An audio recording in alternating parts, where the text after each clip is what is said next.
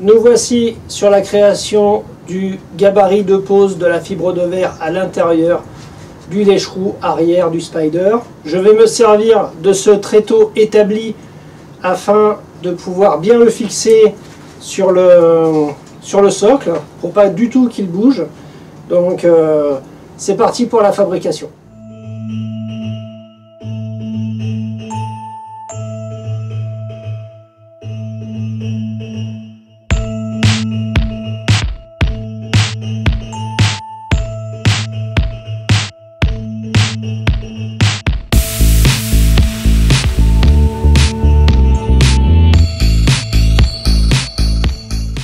Donc je viens de fabriquer 2 cales de pose, donc au total 2 cm d'épaisseur. On va les poser sur le pneu, poser par-dessus le lèche-roue afin de connaître exactement la dimension qu'on a besoin. Pourquoi 2 cm? Parce qu'on a besoin d'un minimum de jeu entre le bas du passage de roue et le haut du pneu, afin que les deux ne se rencontrent pas évidemment. Donc je viens de poser les gabarits de hauteur et de largeur.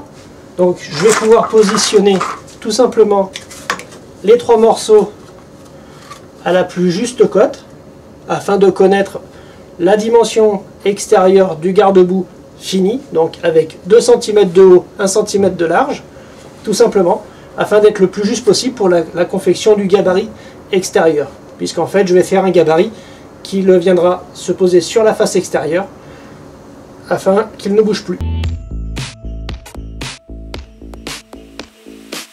Donc une fois assemblé, j'ai pris mes mesures. Donc j'ai 12 cm de la face extérieure à l'axe du milieu et 11 cm et demi de la face extérieure vers l'axe à l'intérieur, à cause tout simplement de la courroie d'un côté qui nous déporte. Donc on sera un petit peu plus près du pneu côté courroie que côté pot d'échappement.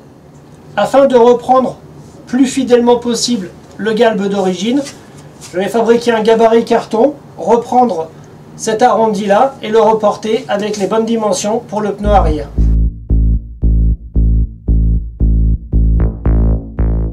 Voici le galbe extérieur du garde-boue avant d'origine. Donc je vais le découper, le présenter sur place pour voir si c'est le bon galbe et s'il n'y a pas trop d'erreur de dimension, car il n'y a absolument rien de droit ni de perpendiculaire sur l'avant. Une fois fait, j'écarterai mon garde-boue donc de 11 cm et demi d'un côté, 12 cm et demi de l'autre. Je découperai dans ces plaques de bois, donc pour en mettre 1, 2 et 3, afin que le galbe soit bien positionné et il n'y aura plus qu'à poser la fibre de verre.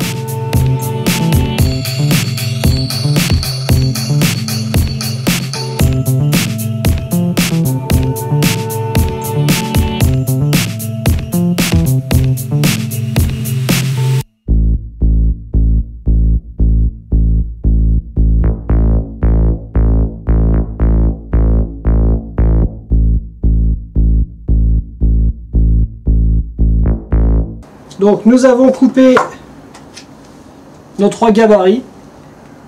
Donc le premier va venir comme ceci, au milieu, tout simplement, une fois fixé.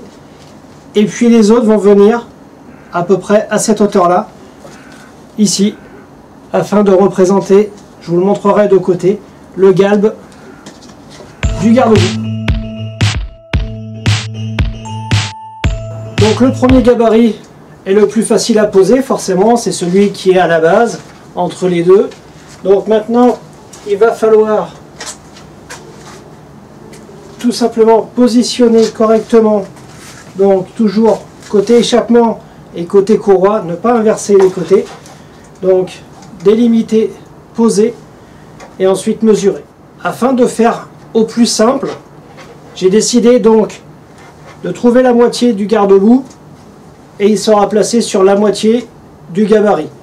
Ça sera beaucoup plus facile et j'aurai mes codes beaucoup plus facilement plutôt que d'essayer quelque chose d'assez improbable. Donc j'en suis à la moitié de la fabrication. Donc comme vous pouvez voir, donc j'ai respecté mes angles, donc toujours en partant de la base du milieu.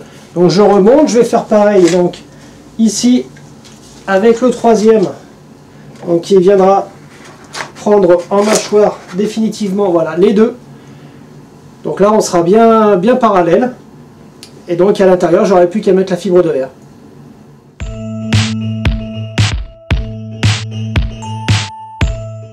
Donc voici le gabarit terminé.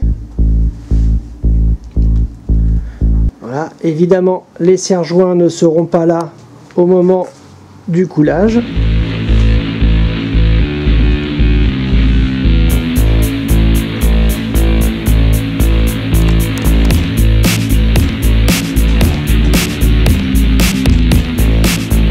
Alors je viens de m'apercevoir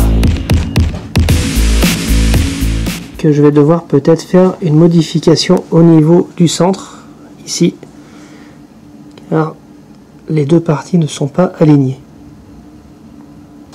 J'ai fait les retouches nécessaires au gabarit, donc voilà, vous voyez, ça plaque parfaitement sur le gabarit.